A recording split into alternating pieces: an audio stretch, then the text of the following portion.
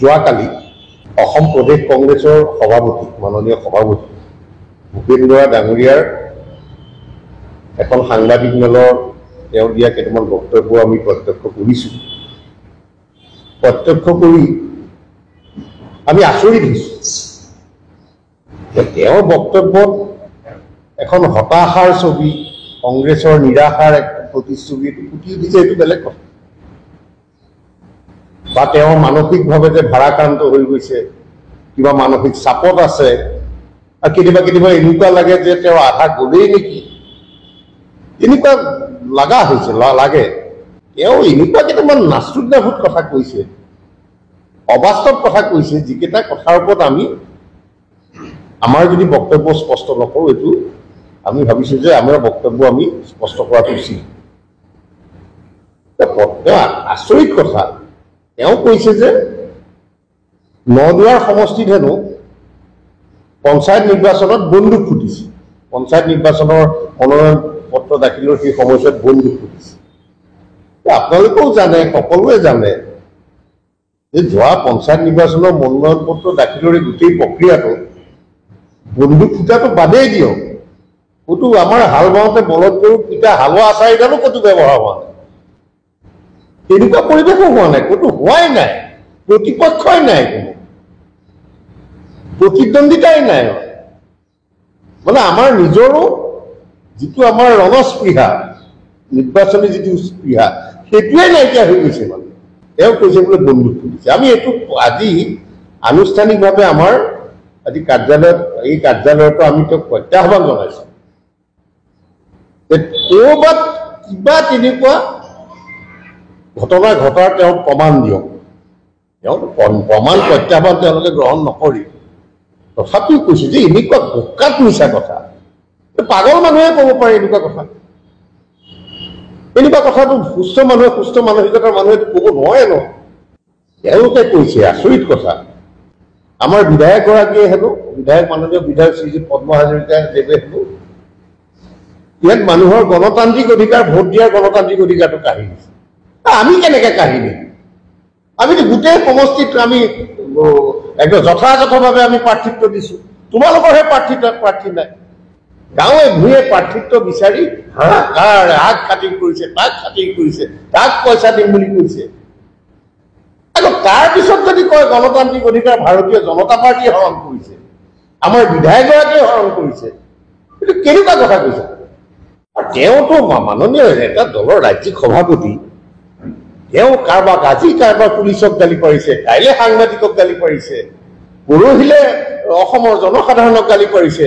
একদম বিৰাট মানসিক চাপ। তেওঁৰ দলৰ ভিতৰত কিবা চাপত হৈ পৰিছে নে, কিহৰ তেওঁতো এতিয়া চুকি যোৱাৰ ভয় হৈছে নে, কি হৈছে? তেওঁ ইমান একদম মানসিক চাপত পৰি পেলাই যাক তাক গালি পাৰি যি টি কথা কৈছে, একদম খঙত গোটেই উচ্চ স্বৰে কৈছে। এইটোতো আৰু এটা অত্যন্ত দেখাটো বেয়া হৈছে, শুনাটো বেয়া হৈছে, আমাৰ অসমখনৰে বদনাম হৈছে। আমাৰ দেখিয়ে ভাল নলগা হৈছে কথাটো। গতিকে তেওঁলোকক কৈছোঁ যে এনেকুৱা আবোল তাবোল বকি পেলাই ভুলকে মানুহক বুজাবৰ কাৰণে চেষ্টা নকৰিব। আমাৰ ইয়াৰ জনসাধাৰণটো দেখিছে, বুজিছে, কিন্তু এই অসমৰ সমগ্ৰ জনসাধাৰণক এটা ভুল বাৰ্তা নিয়াৰ কাৰণে আপোনালোকে তেনেকে চেষ্টা কৰিতো আপোনালোকৰ একো লাভ নহ'ব। কাৰণ মানুহেতো সকলো দেখিছে, বুজিছে, শুনিছে। এনেকেতো হ'লে আপোনাক এতিয়াতো পাগল বুলি ক'ব লাগিব আপোনাক। যি টি কথাটো তেনেকে কৈ দিব নাপায়। কোনোবা এগৰাকী মহিলা নেত্ৰী, মই কি নামটো পাহৰিলো নাজানো, ইয়াত সামাজিক মাধ্যমত আবল তাবল কথা কৈ আছে, আমাৰ নাম হেনো ক'লা আখৰে লিখা থাকিব। আৰু তোমালোকে নিজে প্ৰাৰ্থী বিচাৰি নাপালা, নিজে প্ৰাৰ্থিত্ব দিয়াৰ সময়ত কাগজ পত্ৰ জমা দিয়া নাই, ক'ৰবাত নমিনেশ্যনত চহী কৰা নাই, নমিনেশ্যন কেঞ্চেল হৈছে, তাৰ কাৰণে আকৌ আমাৰ নাম ক'লা আখৰে লিখা থাকিব নে তোমালোকৰ নাম ক'লা আখৰে লিখা থাকিব? কংগ্ৰেছৰ নেতৃত্বক আমি সতৰ্ক কৰি দিছোঁ যে ভিত্তিহীন কথাৰে, অবাস্তৱ কথাৰে কাকো বিপথে পৰিচালিত কৰিবৰ কাৰণে আপোনালোকে চেষ্টা নকৰিব, এটা মিছা বাৰ্তা দিয়াৰ কাৰণে চেষ্টা নকৰিব। আপোনালোকৰ অভিনয় বহুত হৈছে, এই অভিনয়ৰ কাৰণে, এই মিছলীয়া স্বভাৱৰ কাৰণে আজি আপোনালোক ক্ৰমে ক্ৰমে জনসাধাৰণৰ পৰা আঁতৰি গৈছে। অনুধাৱন কৰক আপোনালোক। হয়, সাংবাদিক বন্ধুসকল, যে নমিনেশ্যন দাখিলৰ অন্তিম দিনৰ লৈ যোৱা 12 তাৰিখে শোণিতপুৰ জিলা কংগ্ৰেছৰ সভাপতি দাদুল বৰকটকী ডাঙৰীয়াই তেওঁ আপোনালোকৰ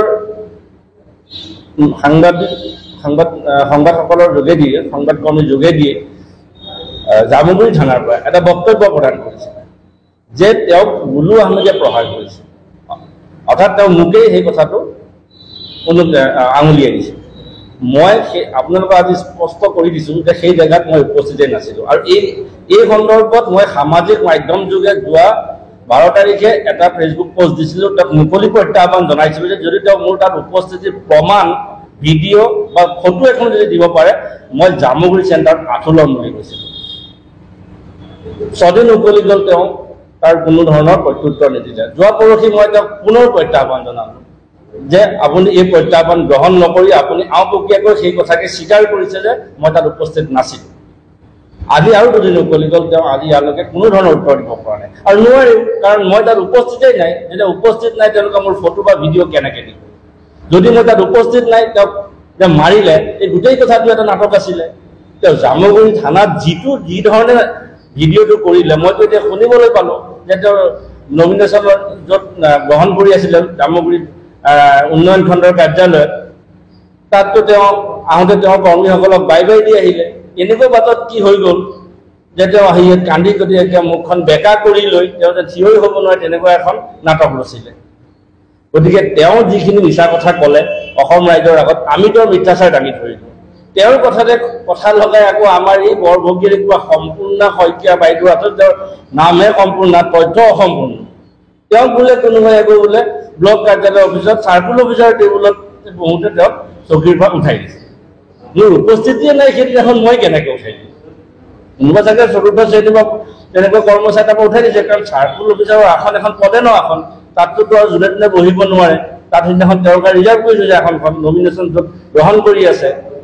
গতিকে তেওঁলোকৰ তথ্য অসম্পূৰ্ণ, আৰু তেওঁলোকৰ এই ভুল তথ্যৰ বিষয়ে প্ৰদেশ কংগ্ৰেছৰ পৰা বক্তব্য ৰাখিছে যে নদুৱাৰ সমষ্টিত ভয় ভাবো কিছু, তেওঁলোকৰ মূল তথ্যই ভুল।